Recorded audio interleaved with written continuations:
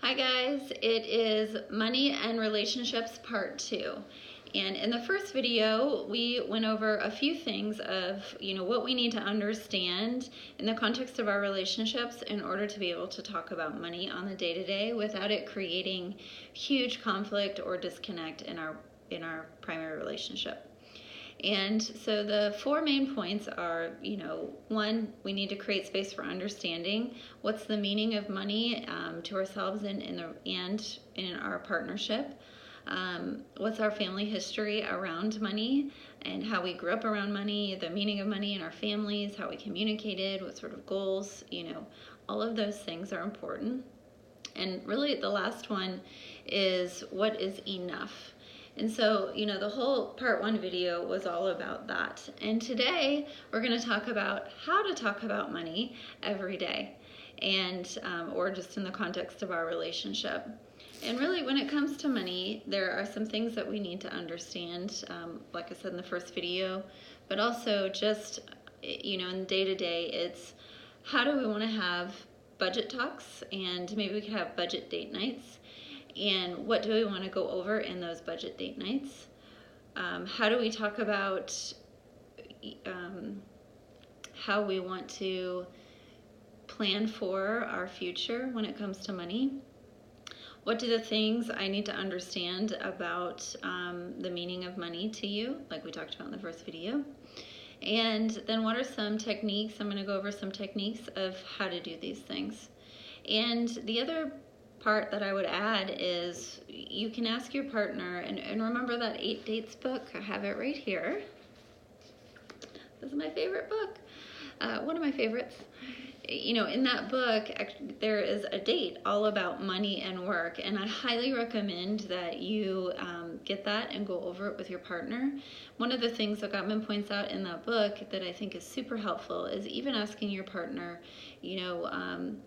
when we're talking about money, what is it that you need to feel safe, and what is it that you need to feel secure when we talk about it? And oftentimes money is such a hot button that we get so much anxiety about talking about it with our partner that we don't want to talk at all.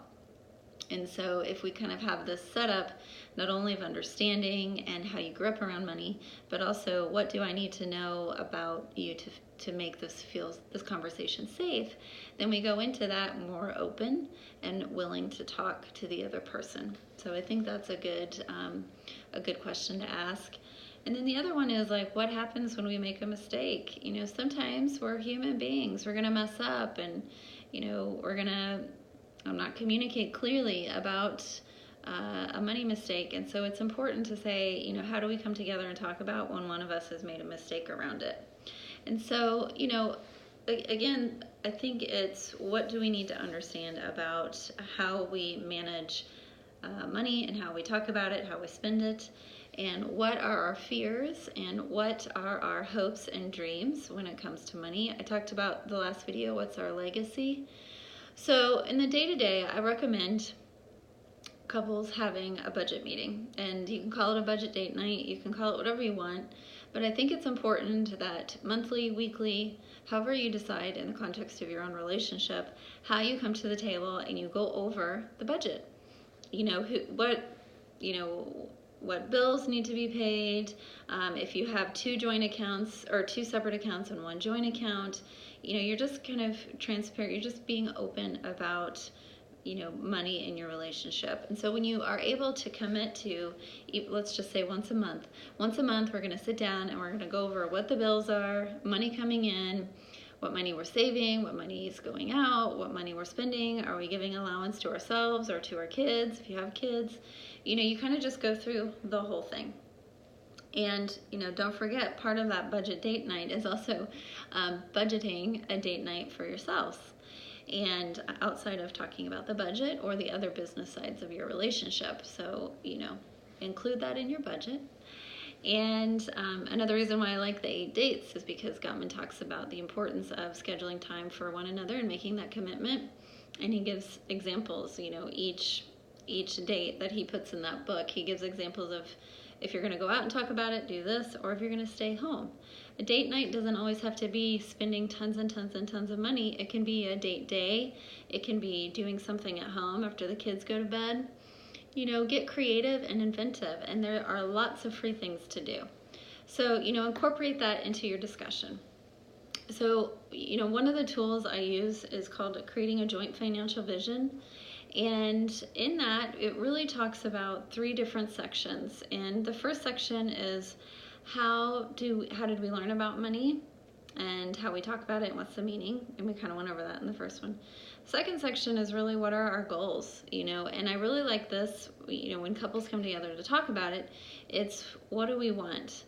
And, both of them kind of listing out what they want, and then how do we want to get there? What's our plan?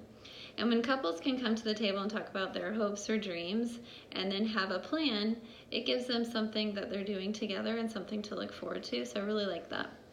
And then the third part is how do we talk about money on the day-to-day? And this is where budget date night comes in. This is where talking about, having a plan together. Is there a certain amount of money that we're going to spend where we don't have to consult with one another? What's that amount, and what's the amount where if it's anything over this amount, we've got to come to the table and decide together? Just having some clarity. Those sort of things create clarity in the relationship in terms of how you talk about money on the day-to-day and also how you plan for things. And remember, what do I need to feel safe and secure? And then how have we agreed to talk about this every day? The thing about doing a budget date night monthly is that, let's say you do it 1 month and something just isn't working, you have an opportunity to come back and say, hey, we've tried this for a month or maybe even 2 months. It's not really working. Let's reevaluate and do something different. Sometimes when we don't talk about it, what's not working, we keep doing more of the same, which creates a lot of conflict in the relationship. So again, we have to have a willingness to come back and say, how do we talk about money, especially when we don't see eye to eye? One of the things that we like to do, like I said, the date night helps kind of facilitate those discussions. Of course, they're going to be pop-up conversations, so you can even talk about what happens when we really need to talk about something and budget date night is 2 weeks away. Create a couples meeting. Take time to understand each person's position on what's going on. And if there's anything bigger, like maybe an issue about money is attached to a dream or a hope, or like wanting to plan for a child or wanting to plan for a boat or wanting to buy a dream house.